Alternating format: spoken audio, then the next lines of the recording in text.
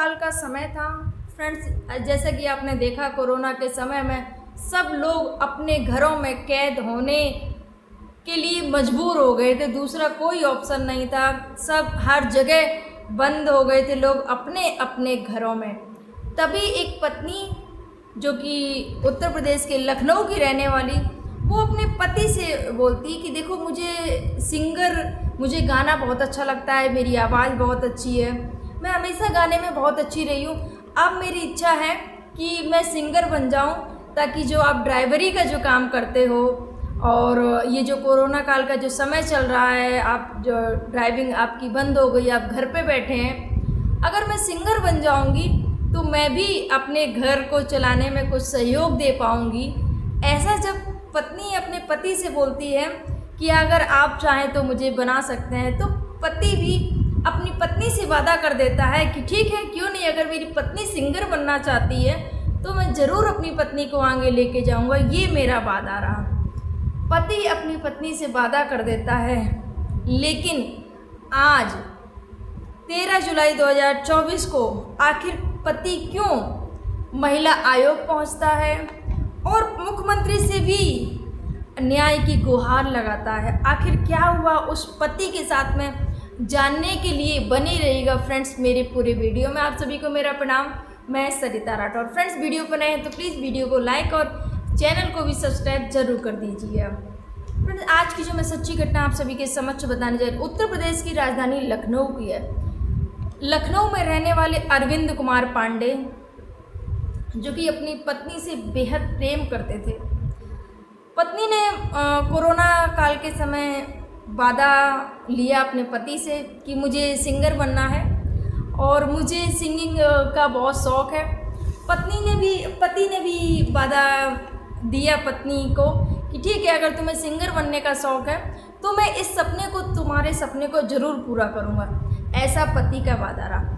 और उसी वादे को पूरा करने के लिए जो अरविंद कुमार हैं वो जुट जाते हैं। अपनी जो कि पेशे से ड्राइवर हैं, ड्राइवरी करते हैं, उनके बाद में जब ये इच्छा जाहिर की, पति राजी लग जाते हैं उनका सपना पूरा करने में। उन्होंने बताया उनके सपने को पूरे करने में कोई भी उन्होंने कसर नहीं छोड़ी। अलग अलग जाकर लोगों से मिलवाया, उनको बातचीत करवाई उनकी पत्नी से और लोगों से।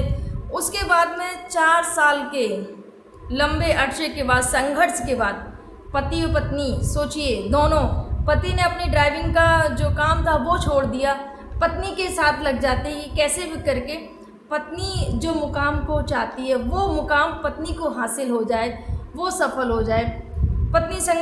दोनों पति पत्नी संघर्ष करते हैं। उसके बाद में 4 साल के बाद मेहनत रंग लाती है पति और पत्नी की दोनों। उसके बाद वो एक सफल सिंगर बन जाती है। जब पत्नी सफल सिंगर बन जाती है तो उसी दौरान उनकी एक मुलाकात एक व्यक्ति से होती है। उस व्यक्ति से जब उनकी एक मुलाकात होती है, जो कि व्यक्ति का नाम धर्मेंद्र है, पति ने स्टूडियो भी बनवा दिया पत्नी के लिए कि आप यहाँ पर अपना गाना शूट किया करना आराम से, कोई दिक्कत नहीं। उनकी जब धर्मेंद्र से मुलाकात होती है और वो धर्मेंद्र के साथ में पत्नी काम करने लगती हैं, ज्योति जो काम करने लगती हैं, साथ में रहने लगती हैं, काम करने लगती। धीरे धीरे ज्योति क्या करती हैं, अपने पति से दूरी बनाना शुरू कर देती हैं। जब पति से दूरी बनाना शुरू कर दी तो जो पति को कुछ समझ में नहीं आया, आखिर क्यों मेरी पत्नी ने दूरी बनाना शुरू करी। फ़ोन करें तो पत्नी बहाने बना दिया करे कि मैं दिल्ली में हूँ, मैं मुंबई में हूँ। क्योंकि जो पति थे वो ड्राइविंग करते थे, बाहर रहते थे। अक्सर ड्राइविंग जो करते हैं वो बाहर ही रहते, तो ये बाहर ही रहा करते थे। तो उसके बाद में जब उन्होंने कॉल किया कि जब भी फ़ोन करो तो बोलते हैं कि कभी दिल्ली है, कभी मुंबई में। समझ में नहीं आ रहा आखिर ऐसी क्या बात है जो मुझसे दूरी बना रही है, अच्छे से फ़ोन से बात भी नहीं करी मेरे से, क्या बात हुई है। तो कुछ पति को शक जाता है। जब पति को शक जाता है तो पति जो उनकी जो और रिश्तेदार रहते हैं, जो उनके जो दोस्त रहते हैं, उनसे बोलते हैं कि ऐसा करो, हमारे घर पे पता करो जाके, आखिर जो मेरी पत्नी है आखिर वो है कहाँ पर, और उनकी जो बातों से मुझे कुछ सही नहीं लग रहा है, सही से बात का जो आंसर है वो मुझे जवाब नहीं मिल रहा है सही से, तो प्लीज़ जाओ एक बार पता करो।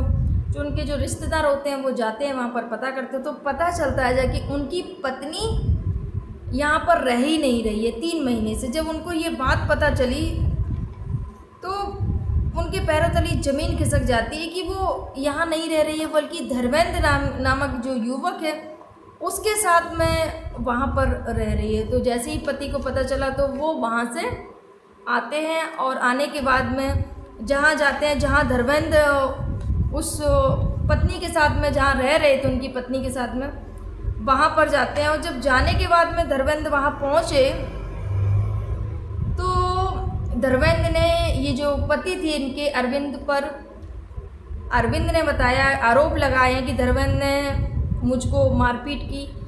और अरविंद ने ये भी बताया कि मारपीट के साथ में अरविंद, जब मारपीट होने के बाद में तो अरविंद थाने पहुंचे तो आरोप लगाते हैं धर्मेंद्र ने ज्योति को बहकाकर अपने साथ रखा हुआ है। इस दौरान उनकी छोटी बेटी है उनके साथ, उनके जो छोटी बेटी उन्हीं के साथ है। और मारपीट की घटना के बाद अरविंद ने धर्मेंद्र के खिलाफ FIR दर्ज कराई है। महिला आयोग मुख्यमंत्री से भी इसकी शिकायत की है। एक पति बहुत बेहद लाचार और दुखी, अपने आप को एक ठगा सा महसूस कर रहा है। पति ने बताया कि 9 साल की ड्राइवरी करने के बाद मैं इनको ये सफलता दिलाई। उन्होंने बोला कि उनकी जो जमा पूंजी थी वो भी इन्होंने इनके करियर पे लगा दी कि कैसे भी करके तुम सफल बन जाओ, और जो भी पैसा आता था वो सारा इनके करियर पर उन्होंने 4 साल तक लगाया। और पत्नी यहाँ पर पत्नी ने, और अंत में क्या मिला अरविंद को, ओनली केवल धोखा मिला पत्नी से। फ्रेंड्स, एक पति दुखी होकर पहुँचा और उस पति ने शिकायत दर्ज कराई जाके कि मेरे साथ ऐसा ऐसा हो रहा है। फिर सोचिए, एक शोहरत पाने के बाद में जिसने 9 साल तक ड्राइविंग कर पत्नी को बनाया सिंगर, और उसके बाद में जब शोहरत मिली, दौलत मिली, तो सबसे पहला जो काम किया उस महिला ने अपने पति को छोड़ दिया, प्रेमी के साथ लिव इन रिलेशन में रहने लगी। सोचिए क्या हो गया है महिलाओं को, कहाँ जा रही, किस दिशा की ओर जा रही हैं। अपना घर परिवार और उस पति की मेहनत को देखिए जिसने आपका इतना साथ दिया, आपका इतना सपोर्ट किया, अपना पैसा खर्च कर दिया, इतना कि आगे चल के हमारी पत्नी जो है कि वो उन्नति करे, मेरी पत्नी जो चाहती है वो उसको मिले। और पत्नी ने क्या किया, शोहरत पाते ही सबसे पहले अपने पति को छोड़ दिया और दूसरे के साथ में लिव इन रिलेशन में रहने लगती है। तो फ्रेंड्स, ये जो घटनाक्रम सुनाने का उद्देश्य किसी को आहत करना नहीं, किसी को परेशान करना नहीं है, किसी को दुख पहुंचाना नहीं।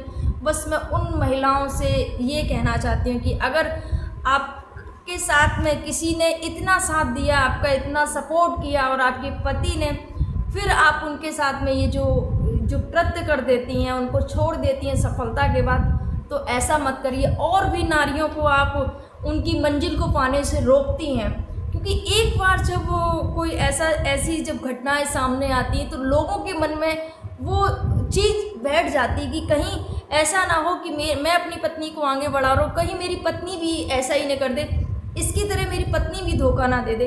तो प्लीज़ ऐसा मत करिएगा मेरी बहनों। और बस मैं यही कहूँगी कि चरित्रवान बनिए, चरित्रवान बनिए। आप अपनी बेटियों को क्या शिक्षा देंगी? ये जो अरविंद ने बताया, उनकी बेटी, छोटी बेटी उस महिला के साथ में, सोचिए जब आप अपने पति को छोड़ के दूसरे पुरुष के साथ में रिलेशनशिप में रह रही हैं, लिव इन रिलेशनशिप में, आप अपनी बच्चियों को क्या शिक्षा दे रही हैं? बेटी क्या बोलेगी, बेटी या क्या सीखेगी बेटी? और समाज में आप क्या मैसेज दे रही हैं कि सफलता पाते ही पति को, और एक नहीं बहुत सारे ऐसे मामले आए हैं निकल के कि पत्नियां जब किसी मुकाम को हासिल कर लेती हैं, उनकी सरकारी जॉब लग जाती है, तो सबसे पहला काम जो होता है उनका पति को छोड़ना है। क्यों भैया? अब तो मुझे लगता है कि कुछ लोग यही बोलेंगे भैया, अब जिन पतियों के साथ में ये जो महिलाओं ने किया है, अब वो तो माथा ही पीट रहे होंगे कि हमने अच्छा होता कि हम इनको आगे ही ना बढ़ने देते, या हम इनको ये कोर्स ही नहीं कराते, तो शायद आज ये छोड़ के ना गई होती। तो ऐसा ये जो कर रही हो मेरी बहनों, ये सब मत करिएगा। और बस यही कहूँगी, चरित्रवान बनिएगा। अपनी फैमिली को देखिए, जो पति पत्नी का जो रिश्ता है, इसको ऐसे तार तार मत करिएगा, इसको निभाइएगा। जो प्रेम और ये जो विश्वास का जो रिश्ता है इसको ना तोड़िएगा और अपनी मर्यादा को बनाए रखिएगा। अपना जो पत्नी व्रता धर्म है उसको निभाइएगा। कैसी लगी आपको ये मेरी बात और आपके क्या विचार हैं इस पर कमेंट जरूर करिएगा। आप सभी को मेरा प्रणाम। जय हिंद, जय भारत, जय सिया राम।